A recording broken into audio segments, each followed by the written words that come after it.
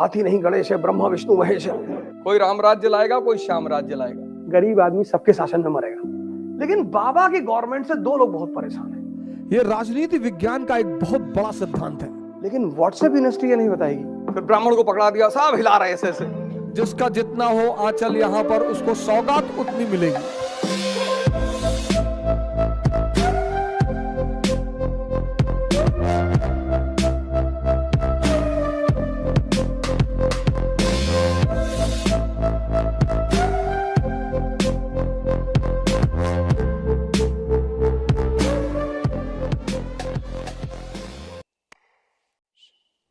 ये देखिए 1857 का विद्रोह हुआ और 1857 के विद्रोह में अंग्रेजों के लिए जो सबसे बड़ा झटका था वो था हिंदू मुस्लिम यूनिटी।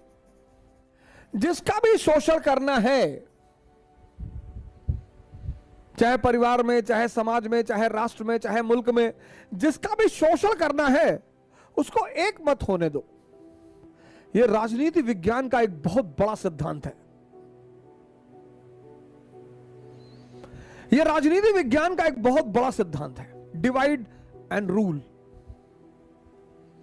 कुछ लोग अपने परिवार में ही लगा लेते हैं, कुछ लोग मोहल्ले में लगाते हैं, कुछ लोग शहर में लगाते हैं, कुछ लोग प्रदेश में लगाते हैं, कुछ लोग राष्ट्र पे लगाते हैं, कुछ लोग पूरी दुनिया में लगा रहे हैं।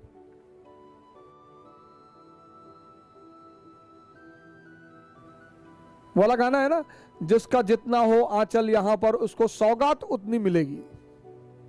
यूपी और बिहार सामंतवाद का आज भी शिकार है। यहां ऐसे ऐसे जमींदार हैं जिनके पास आज भी 50-50 हजार बीघा जमीन है। अब जिनके पास 50,000 बीघा जमीन है वो ब्राह्मण भी हैं, वो राजपूत भी हैं, वो मुसलमान भी हैं, शायद उसमें से कोई दलित हो, शायद। लेकिन ये तो 3 कंफर्म है, ब्राह्मण भी हैं, वो राजपूत भी हैं, वो मुसलमान भी हैं, वो कायस्थ भी हैं, वो बिजनेसमैन भी हैं, जमीनें हैं। अब इन चारों को यह लगता है कि अगर यूपी का आदमी एक हो गया हमारी जमींदारी तो गई। तो इन्होंने क्या किया, तो वो जो मुसलमान जमींदार है 50,000 बीघे वाला, जिसकी हर साल की इनकम 100 करोड़ है, वो 100 करोड़ में से 5 करोड़ रुपए निकाल लेता है। किसी हमारे जैसे वक्ता को पकड़ता है और कहता है कि एक ऑर्गेनाइजेशन बनाओ, मुसलमान उत्थान समिति।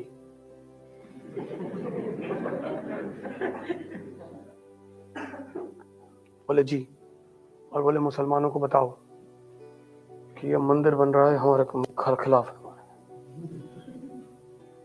फिर ऐसे वो राजपूत करेगा, फिर ऐसे वो ब्राह्मण करेगा, फिर सब डिवाइड हो जाएंगे। जब सब डिवाइड हो जाएंगे तो इनका जो मेन प्रॉब्लम है वो इनकी आंखों के सामने गायब हो जाएगा।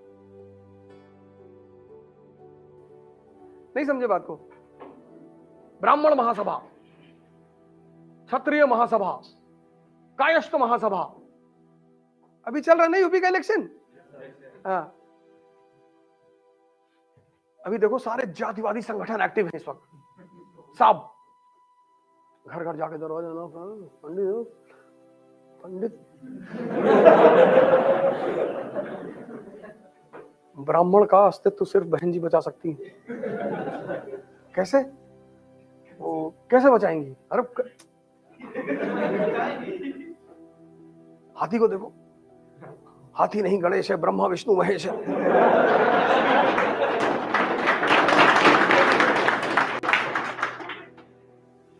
पंडित जी बेचारे टाइट हो गए। अच्छा बहन जी को वोट करें। हाँ, फिर वो ठाकुर यहाँ पहुंच गए। ये जितनी बड़ी बड़ी पॉलिटिकल पार्टीज हैं ये क्या कर रही हैं? यही तो कर रही हैं। जातिवादी संगठनों के जो नेता हैं, अभी इलेक्शन आएगा, जैसे जब वोटिंग का समय आएगा ना, ये जितने बड़े बड़े नेता सबको बुलाया जाएगा दिल्ली। जरा भैया 50 करोड़ जी, 100 करोड़, 200 करोड़, वोट के हिसाब से किसके पास कितना वोट है।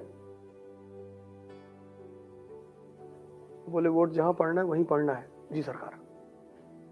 बस ये जो जनता है इस प्रदेश की, इसको पता ही नहीं डेमोक्रेसी क्या है। सरकारी अस्पताल में क्या सिर्फ मुसलमान जाते हैं? हिंदू भी जाते हैं जिनके पास पैसा नहीं है, दलित भी जाते हैं जिनके पास पैसा नहीं है, ब्राह्मण भी जाता है जिसके पास पैसा नहीं है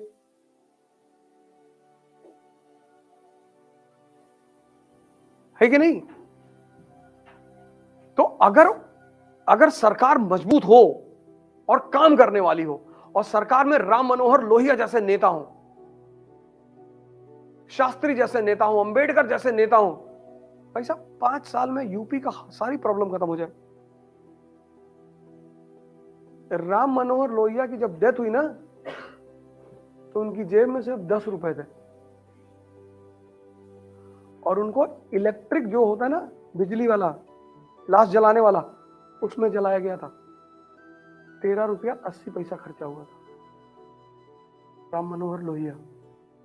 और ये उनकी वसीयत थी कि जब मैं मरूं तो मुझे लकड़ी में मत जलाना, मेरे जलाने पर पैसा वेस्ट मत करना, ये गरीबों का मुल्क है।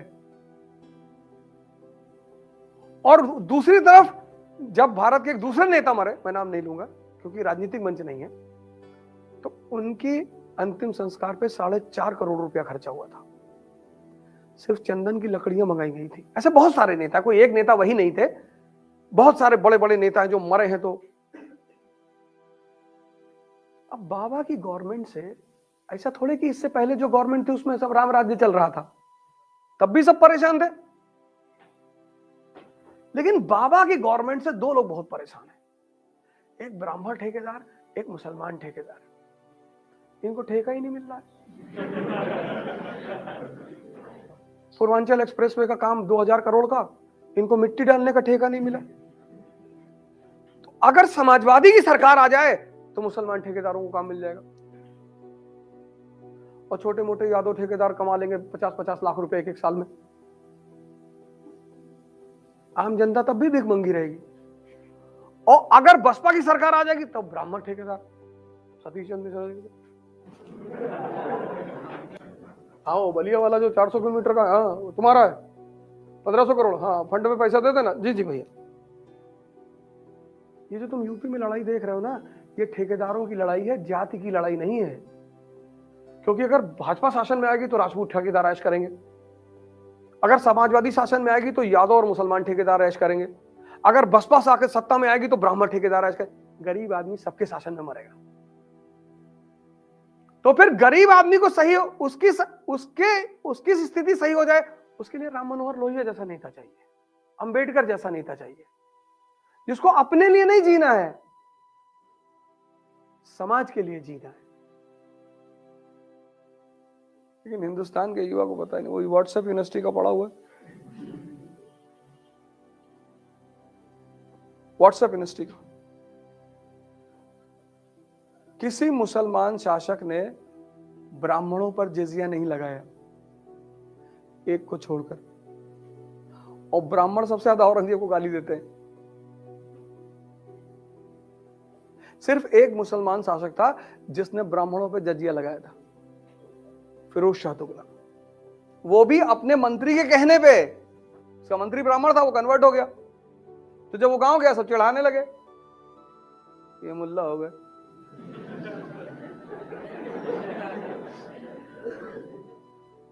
उसको लग गई कि वे चिढ़ा रही है हमको। उसने कहा लगा दो जजिया इनके ऊपर, पैसा वसूलो, मारो इनको। इसलिए फिरोज शाह तुगलक ने लगाया। औरंगजेब ने तो लगाया ही नहीं। औरंगजेब ने ब्राह्मणों पर जजिया ही नहीं लगाया। हल्दी घाटी की लड़ाई हिंदू मुस्लिम की लड़ाई है। राणा की तरफ से जो उसका तोपची है ना, आर्टिलरी मैन हाकिम खान सूर। राणा सांगा और बाबर की लड़ाई हिंदू मुस्लिम की लड़ाई है। राणा सांगा की तरफ से 4-4 मुसलमान सरदार लड़ रहे हैं, हसन खां मेवाती, महमूद लोदी। लेकिन व्हाट्सएप यूनिवर्सिटी ये नहीं बताएगी।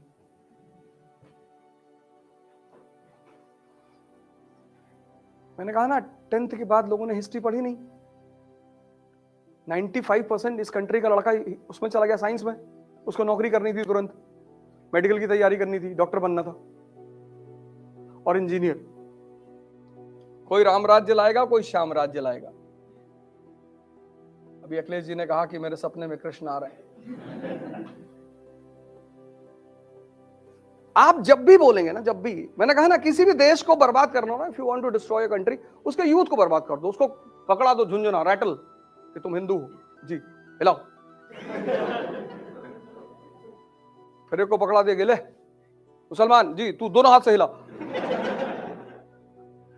फिर दलित को पकड़ा दिया, फिर ब्राह्मण को पकड़ा दिया, सब हिला रहे ऐसे ऐसे, और वो 545 लोग मौज कर रहे हैं। आओ चले, कहां बैठे हो यार? 10 लाख, सिर्फ 10 लाख।